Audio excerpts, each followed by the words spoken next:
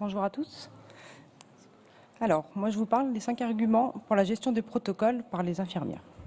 Je n'ai pas de conflit d'intérêt pour cette présentation. Alors les protocoles, on les connaît tous, on en a tous déjà utilisé, ne serait-ce que depuis nos études, que ce soit des protocoles de soins d'hygiène, des protocoles de soins techniques ou des protocoles médicamenteux. Ils sont cités dans plusieurs textes qui régissent notre profession, que ce soit le Code de santé publique, notre décret de compétences par exemple. Et les protocoles qui sont particuliers à la réanimation, ils sont largement mentionnés dans les recommandations ou les référentiels des sociétés savantes. Cette année encore au Congrès, il y a au moins 4 sessions, sans compter celle-ci, où l'on aborde les protocoles, avec des thèmes variés comme la nutrition, le sevrage ventilatoire, la gestion de la douleur ou la gestion des catécholamines. Il y a une session médicale, une session pédiatrique également, comme quoi les protocoles, ça concerne tout le monde. Un petit mot rapide sur le contexte. La réanimation, qu'est-ce que c'est? Un service complexe, on le sait, avec des pathologies diverses, des patients graves, ce qui impose forcément des soins polyvalents et de haute technicité. Les infirmiers de réanimation sont nombreux, on a un ratio infirmière-patient à respecter, relativement jeune, et on sait que les équipes subissent un turnover important. On déplore également une carence en formation spécifique à la réanimation pendant nos études. Donc le premier argument que je mettrai en avant, c'est la qualité. Je pense que le service rendu à nos patients, leur apporter des soins de qualité, nous importe tous. Il y a 2 papiers qui sont sortis dans la revue Recherche en soins infirmiers qui nous disent que les protocoles indiquent le standard de soins, ou en tout cas la norme optimale de qualité à atteindre. Un autre qui nous dit que quand toutes les infirmières d'un service utilisent le même protocole, il y a qualité de soins. Je vous présente rapidement une étude qui était sortie dans le Critical Care en 2008. C'est une étude randomisée qui compare l'interruption quotidienne de la sédation comparée à un protocole de sédation qui était géré par les infirmières. Dans le groupe où la sédation est gérée par les infirmières, c'est la deuxième ligne la plus claire en bas, on observe une diminution de la durée de la ventilation et une durée de séjour qui était presque diminuée par 2. J'ai choisi cette étude, mais il y en a d'autres. Elles sont notamment menées sur la gestion du sevrage ventilatoire ou sur la sédation. Elles ont sensiblement toutes la même conclusion, qui est qu'en gros, à chaque fois, on retrouve une baisse du temps de sédation, une diminution de la durée de la ventilation, donc une diminution de la durée de séjour, et enfin une baisse de la mortalité. On ajoute à ça un bénéfice économique. Je pense que CQFD, on a des soins de qualité. Le deuxième argument que j'ai choisi, c'est la sécurité. C'est pareil, c'est pas une notion récente. Notre ancien ministre, M. Evin, nous rapportait déjà dans une circulaire de 89 que l'élaboration de protocoles augmentait la sécurité des patients. Plus près de nous, c'est un papier qui est sorti dans Réanimation en 2008. Le titre, je ne l'invente pas, c'est la sécurisation des procédures à risque en réanimation. Et là, c'est une recommandation d'experts qui nous dit, elle aussi, que l'organisation protocolisée est souhaitable. Et ceci avec un accord fort. L'HAS, elle, nous dit dans son manuel de certification, donc que ce soit pour la V2010 ou la V2014, elle nous demande de prévoir l'élaboration de protocoles et la mise en place de PP, tout ça pour améliorer à nouveau la sécurité des soins. Donc je pense qu'on peut être d'accord sur que le fait qu'un des objectifs des protocoles est d'assurer la sécurité des patients. On sait qu'ils peuvent être un repère et un lien pour assurer la continuité des soins.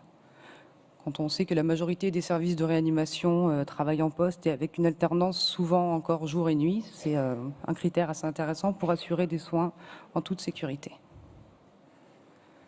Le troisième point que je souhaitais aborder, c'est l'autonomie de l'infirmière. J'ai une petite phrase pour commencer. Personne, même un médecin, ne donne jamais d'autre définition de ce que devrait être une infirmière que celle-ci, dévouée et obéissante.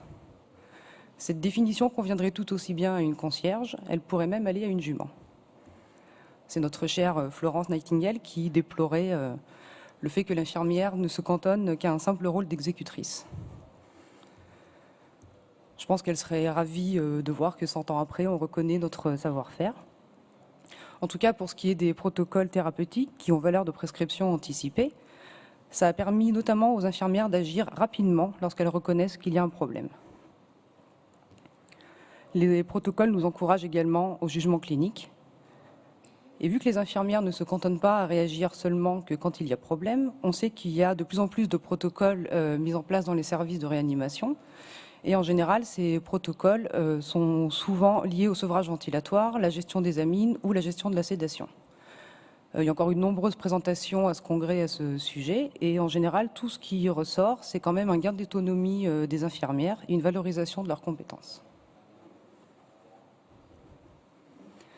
En quatrième point, je souhaiterais vous faire partager que les protocoles sont un outil pour l'apprentissage et l'intégration d'abord. Donc, comme je vous l'ai dit et comme vous le savez, il y a un turnover important dans les services de réanimation.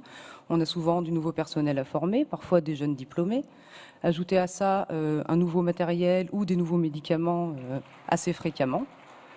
Et qu'est-ce que nous dit l'HAS? Eh bien, que les protocoles vont nous faciliter l'appropriation des bonnes pratiques.